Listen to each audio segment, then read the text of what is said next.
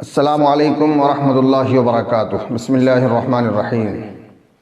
اللہم صلی وسلم وبارک علی محمد وآلہ الطیبین واصحابہ المخلصین۔ معزز و محترم سامعین و ناظرین، جیسا کہ ہم نے اپنی پہلی ویڈیو میں بتایا تھا کہ بخاری، مسلم اور ترمذی میں اللہ تبارک و تعالی کی شان میں گستاخی کی گئی ہے، یعنی شان الوہیت میں توہین کی گئی ہے، اور ان تینوں میں بتایا گیا ہے کہ اللہ تبارک و تعالی اپنا قدم جہنم میں ڈالے گا۔ تو اللہ تبارک و تعالی کا جسم بھی ثابت کر دیا اور اللہ تبارک و تعالی کو جہنمی بھی ثابت کر دیا۔ یہ شان الوہیت میں توہین ہے۔ اب صرف یہ بات نہیں ہے کہ صرف شان الوہیت میں توہین کر دی، اب توہین رسالت بھی ان میں موجود ہے، بخاری میں، مسلم میں، ترمذی میں، سب میں موجود ہے۔ اب میں جو آپ کے سامنے روایت پیش کر رہا ہوں اس کو سماعت فرمائیے گا۔ یہ کتاب ہے جی بخاری شریف، یہ دیکھیے گا بخاری شریف ہے صاحب، یہ ہے بخاری شریف۔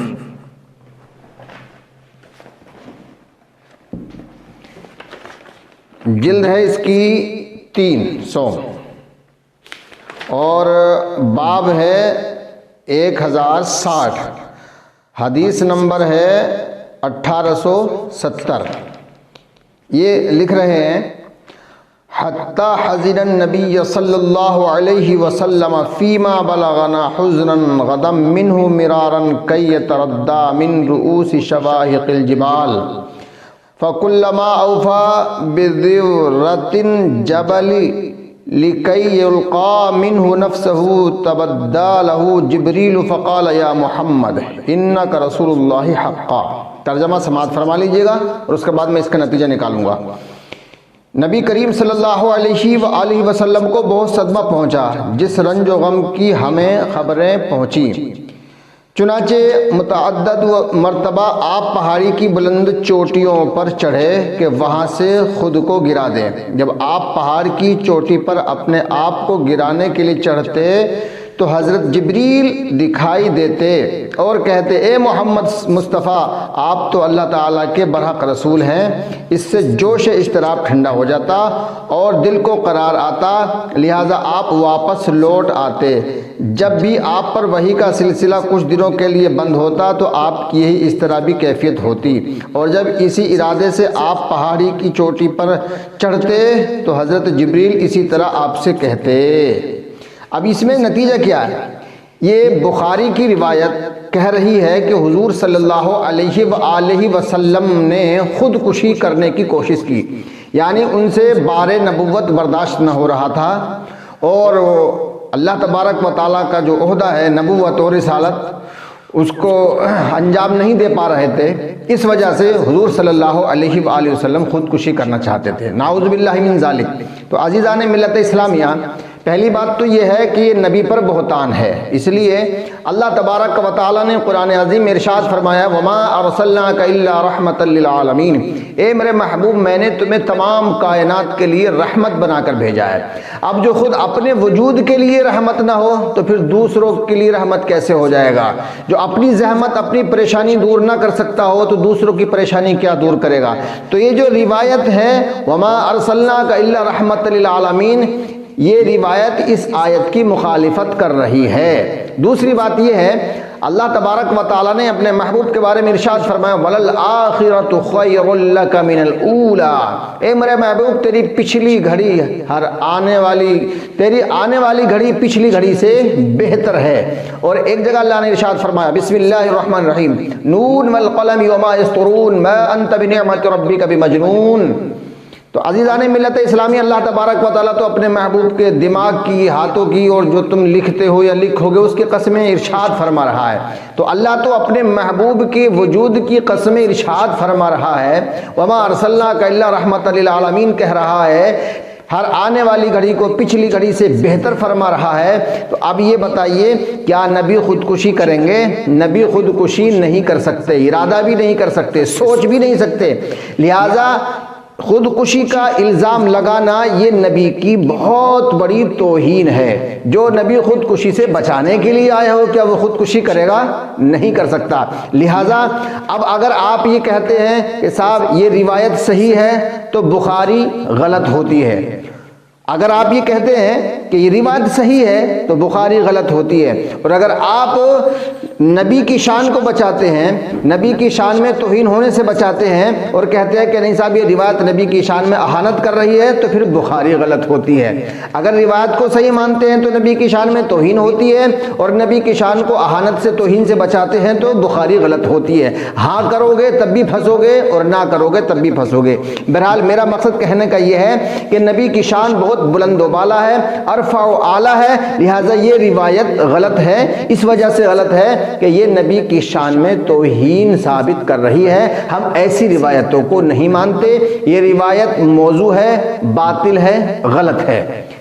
نمبر 1 یہ تھی بخاری شریف، ایک گستاخی بخاری میں، اور یہ میرے گھر کی کتابیں نہیں ہیں، بہت پہلے میں نے خریدی تھی یہ کتابیں جو آج میرے کام آ رہی ہیں۔ گستاخی نمبر 2 یہ ہے صحیح مسلم کتاب الحیض۔ یہ فرما رہے ہیں یقول ثوبی حجر حجر حتی نظرت بنو اسرائیل الی سوءتی موسیٰ علیہ السلام۔ یہ بہت لمبی حدیث ہے، وقت بچانے کے لیے میں نے تھوڑا سا ٹکڑا پڑھا ہے، اب میں آپ کو اس کا پورا نتیجہ نکالتا ہوں۔ حمام بن منبہ سے روایت ہے، یہ وہ حدیثیں ہیں جو ابو ہریرہ رضی اللہ عنہ نے ہم سے بیان کی، محمد رسول اللہ صلی اللہ علیہ وسلم سے سن کر پھر بیان کی انہوں نے کئی حدیثیں۔ ان میں ایک یہ بھی تھی کہ فرمایا رسول اللہ صلی اللہ علیہ وسلم نے کہ بنی اسرائیل کے لوگ ننگے نہایا کرتے تھے، ایک دوسرے کے سطر کو دیکھتا، اور حضرت موسیٰ علیہ السلام اکیلے میں نہاتے تھے۔ لوگوں نے کہا موسیٰ علیہ السلام ہمارے ساتھ مل کر نہیں نہاتے، ان کو تو فتق کی بیماری ہے، یعنی خصیے بڑھ جانے کی۔ ایک بار موسیٰ علیہ السلام نہانے کو گئے اور کپڑے اتار کر پتھر پر رکھ دیے، وہ پتھر خود بخود اللہ کے حکم سے ان کے کپڑے لے کر بھاگا۔ موسیٰ علیہ السلام اس کے پیچھے دوڑے اور کہتے جاتے اے پتھر میرے کپڑے دے، اے پتھر میرے کپڑے دے، یہاں تک کہ بنی اسرائیل نے ان کا سطر دیکھ لیا اور کہنے لگے خدا کی قسم ان میں تو کوئی بیماری نہیں ہے۔ اس وقت پتھر کھڑا ہو گیا اور انہیں خوب دیکھا گیا، پھر انہوں نے اپنے کپڑے اٹھائے اور غصے سے پتھر کو مارنا شروع کر دیا۔ آپ نے اس میں کچھ نتیجہ نکالا؟ یہ صاف بتا رہے ہیں کہ حضرت موسیٰ علیہ السلام ننگے ہو گئے، نعوذ باللہ من ذالک ثم نعوذ باللہ من ذالک، اور ان کی قوم نے موسیٰ علیہ السلام کو برہنہ حالت میں دیکھا۔ یعنی کچھ لوگ یوں کہتے تھے بنی اسرائیل کے کہ موسیٰ علیہ السلام کو بیماری ہے، تو لہٰذا الزام دیکھیے اللہ پر بھی الزام اور نبی پر بھی الزام، تو لہٰذا ایک بار موسیٰ علیہ السلام برہنہ غسل فرما رہے تھے دریا میں، اور پتھر انہوں نے باہر کنارے پہ رکھ دیے تھے، تو جس پتھر پہ اپنے کپڑے رکھے تھے وہ پتھر دوڑنے لگا اور موسیٰ علیہ السلام کے کپڑے لے کے بھاگنے لگا۔ اب موسیٰ علیہ السلام برہنہ ننگے اس کے پیچھے بھاگ رہے تھے، تو لوگوں نے ان کو خوب دیکھا کہ بھائی موسیٰ علیہ السلام کو تو کوئی بیماری نہیں ہے، اور وہ پتھر لوگوں میں جا کے رک گیا، تو لوگوں نے موسیٰ علیہ السلام کو ننگا دیکھا، نعوذ باللہ من ذالک ثم نعوذ باللہ من ذالک۔ تو اس مسلم میں اور بخاری میں موسیٰ علیہ السلام کو ننگا دکھایا ہے، لا حول ولا قوت الا باللہ العظیم۔ تو یہ نبی کی بہت بڑی توہین ہے، نبی کو ننگا دکھانا یہ نبی کی توہین ہے، موسیٰ علیہ السلام کی اس میں بہت بڑی توہین ہے، لہذا ایسی روایتوں کو ہم باطل مانتے ہیں۔ یہ ہے مسلم، یہ مسلم ہے جی، اور ابھی میں نے آپ کو بخاری کا حوالہ دیا تھا، یہ بخاری ہے۔ اچھا جی، یہ ہے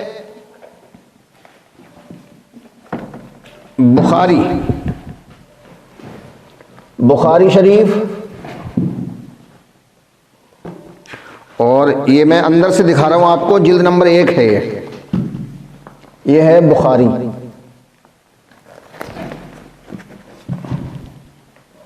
اس میں بھی یہی لکھا ہے، اس میں بتا رہے ہیں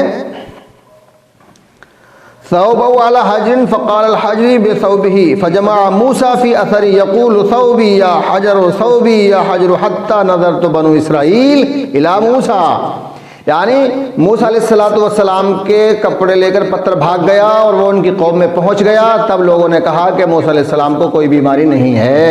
لہٰذا بخاری نے بھی موسیٰ علیہ السلام کو ننگا دکھایا ہے، اور مسلم میں بھی یہی بتا رہے ہیں کہ موسیٰ علیہ السلام ننگے اپنی قوم میں گئے، لا حول ولا قوت الا باللہ العلی العظیم۔ اچھا اب دیکھیے، یہ بخاری ہے، یہ جلد نمبر 1 ہی ہے، بخاری شریف، اندر سے دیکھ لیجئے گا، یہ بخاری ہے۔ اب ایک حدیث اس میں بڑی عجیب و غریب ہے، آپ سن کے تعجب کریں گے۔ اگر یہ بات کوئی غیر مسلم کہہ دے تو کہیں گے ارے اس نے تو اسلام کی توہین کر دی، حدیثوں کی توہین کر دی، یہ کیسے کہہ دیا اور وہ کیسے کہہ دیا، یہ کیسے ہو گیا۔ تو سامعین محترم دیکھیے، ایک حدیث لے کے آئے ہیں، بخاری شریف کی حدیث ہے، یہ باب نمبر ہے 164، حدیث نمبر ہے 230، بخاری کتاب الوضو۔ فَأَمَرَهُمُ النَّبِيَّ صلی اللہ علیہ وسلم بِلِقَاحٍ وَأَن يَشْرَبُوا مِنْ أَبْوَالِهَا وَأَلْبَانِهَا فَانْطَلَقُوا فَلَمَّا صَحُّوا قَتَلُوا رَاعِيَ النَّبِيِّ صلی اللہ علیہ وسلم۔ اب میں اس کا آپ کو ترجمہ سناتا ہوں۔ حضرت انس فرماتے ہیں عقل یا ارینا قبیلہ کے کچھ لوگ مدینے میں آئے، مگر وہ مدینے میں بیمار ہو گئے، تو آپ نے انہیں صدقے کے اونٹوں میں سے لے جانے کا حکم دیا اور فرمایا یہ لوگ ان کا دودھ اور پیشاب پیئے۔ کیا فرما رہے ہیں؟ نعوذ باللہ من ذالک، یعنی حضور کے اوپر یہ بہتان لگایا گیا، الزام لگایا گیا۔ حضور فرما رہے ہیں کہ یہ اونٹوں کا دودھ اور پیشاب پیئیں، تو پھر حدیث کے مطابق تو پیشاب پینا جائز ہو گیا اونٹوں کا، تو پیو پیشاب، حدیث میں لکھا ہوا، بخاری میں لکھا ہوا، ترمذی کا حوالہ بھی دوں گا میں۔ تو اب یہی بات اگر کوئی کہہ دے کہ صاحب، اگر کوئی غیر مسلم کہہ دے کہ صاحب ہم تو گائے کا پیشاب پی رہے ہیں، تو اب اگر کوئی مسلمان کہے تم گائے کا پی رہے تو ہم اونٹ کا پی لیں گے کیونکہ ہماری تو حدیث میں لکھا ہوا، تو پیو گے پیشاب۔ اب ظاہر بات ہے کہ یہ نبی پر جھوٹ ہے۔ نبی جو ہے نا ستھری چیزوں کو حلال کرتا ہے اور گندی چیزوں کو حرام کرتا ہے، وَيُحِلُّ لَهُمُ الطَّيِّبَاتِ وَيُحَرِّمُ عَلَيْهِمُ الْخَبَائِثَ۔ اور یہاں حضور پر الزام لگ رہا ہے کہ رسول نے کہا کہ دودھ اور پیشاب پئیں، چنانچہ وہ چلے گئے، تب جب تندرست ہو گئے تو رسول اللہ صلی اللہ علیہ وسلم کے بھیجے ہوئے چرواہے کو قتل کر دیا اور جانور ہانک کر لے گئے۔ میرا مقصد یہ ہے کہ یہ بخاری میں جو لکھا ہوا ہے کہ حضور نے فرمایا کہ دودھ اور پیشاب پئیں تاکہ تندرست ہو جائیں، تو کیا حضور صلی اللہ علیہ وآلہ وسلم اونٹوں کا پیشاب پینے کے لیے حکم دیں گے؟ ہرگز نہیں دے سکتے۔ اب اگر یہ روایت صحیح ہے تو رسول پر الزام کہ رسول نے پیشاب پینے کا حکم دیا، اور اگر یہ کہتے ہو کہ صاحب رسول نے پیشاب پینے کا حکم نہیں دیا تو بخاری کی روایتیں غلط ہوتی ہیں۔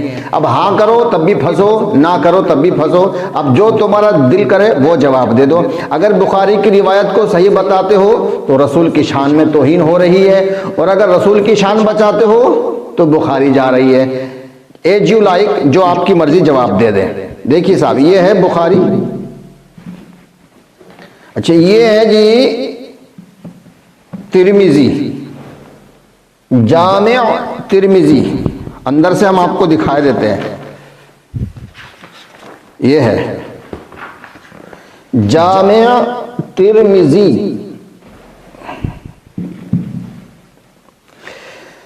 باب نمبر ہے 55 اور حدیث نمبر ہے اس کی 68۔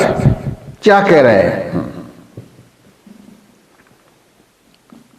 فبعثهم رسول اللہ صلی اللہ علیہ وسلم فی ابل الصدقة وقال اشربوا من البانها وابوالها فقتلوا راعی رسول اللہ صلی اللہ علیہ وسلم۔ اب اس میں باب انہوں نے باندھا حلال جانوروں کا پیشاب۔ حضرت انس رضی اللہ عنہ سے روایت ہے کہ قبیلہ عرینا کے کچھ لوگ مدینہ طیبہ میں آئے، انہیں یہاں کی آب و ہوا موافق نہ ہوئی تو حضور صلی اللہ علیہ وسلم نے انہیں شہر سے باہر صدقے کے اونٹوں میں بھیج دیا اور فرمایا ان کے دودھ اور پیشاب پیو۔ انہوں نے حضور صلی اللہ علیہ وسلم کے مقرر کردہ نگران کو قتل کیا، اونٹوں کو ہکایا اور اسلام سے مرتد ہو کر بھاگ کھڑے ہوئے۔ سمجھ رہے ہیں؟ آگے یہ لکھ رہے ہیں یہ حدیث حسن صحیح ہے اور حضرت انس رضی اللہ عنہ سے کئی طرق سے مروی ہے۔ اکثر علماء کہتے ہیں، یہ لکھ رہا جو میں پڑھ رہا ہوں حقیقت میں لکھ رہا ہے، اکثر علماء کہتے ہیں حلال جانوروں کا پیشاب پینے میں کوئی حرج نہیں ہے۔ یہ ترمذی ہے فائدہ۔ امام ابو حنیفہ اور امام شافعی رحمہ اللہ فرماتے ہیں تمام پیشاب نجس ہیں، ان لوگوں کو بیماری کی وجہ سے حضور نے اجازت دی۔ اب دیکھو حلال جانوروں کا پیشاب پینے میں کوئی حرج نہیں ہے، یہ ترمذی لکھ رہی ہے۔ دیکھو حلال جانوروں کا پیشاب پینے میں کوئی حرج نہیں ہے۔ تو اب جو لوگ ان سیاہ ستہ کی ساری حدیثوں کو، ساری روایتوں کو سچ مانتے ہیں تو انہوں نے حضور صلی اللہ علیہ وآلہ وسلم کی شان میں بھی گستاخی کر دی، اللہ کی شان میں بھی یہ روایتیں گستاخ ہو رہی ہیں، یہ پیشاب پینے کے لیے بھی کہہ رہی ہیں، یہ حضرت موسیٰ علیہ السلام کی شان میں بھی توہین کر رہی ہیں، ننگا دکھا رہی ہیں۔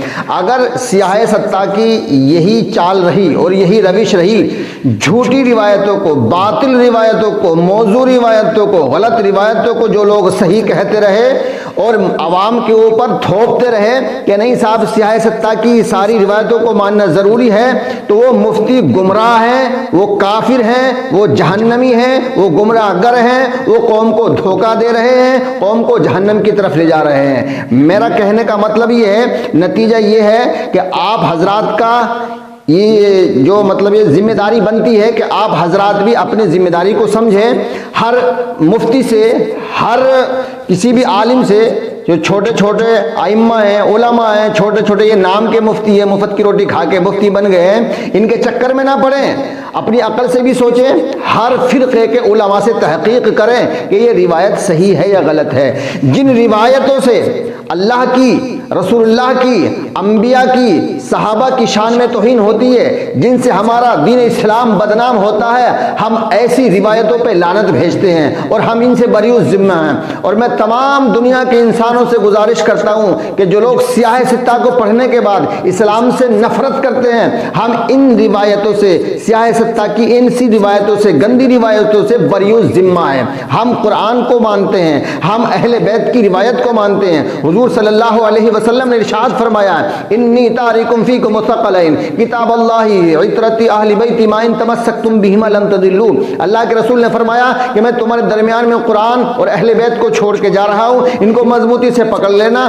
اگر تم نے ان کو مضبوطی سے پکڑ لیا تو کبھی گمراہ نہیں ہوگے۔ تو ہم نے قرآن کو اور اہل بیت کو مضبوطی سے پکڑ رکھا ہے، انشاءاللہ الرحمن ہم گمراہ نہیں ہیں، ہم قوم کو ہدایت کی طرف لا رہے ہیں۔ اب ہمیں چاہے کوئی رافضی کہے، چاہے کوئی شیعہ کہے، چاہے ہمیں کوئی گمراہ کہے، چاہے ہم پر کوئی فتویٰ لگائے، ہمارے اوپر باطل فتووں کا اثر نہیں ہوتا۔ تو جو لوگ ایسی گندی روایتوں کو، جھوٹی روایتوں کو، بدنام کرنے والی روایتوں کو اور اللہ رسول کی شان میں جن روایتوں سے گستاخی ہوتی ہے، ہم ایسی روایتوں سے بری الذمہ ہیں، ہم انکار کرتے ہیں کہ یہ روایتیں غلط ہیں۔ استغفر اللہ ربی من کل ذنب و اتوب الیہ، لا الہ الا اللہ محمد رسول اللہ۔ السلام علیکم ورحمۃ اللہ۔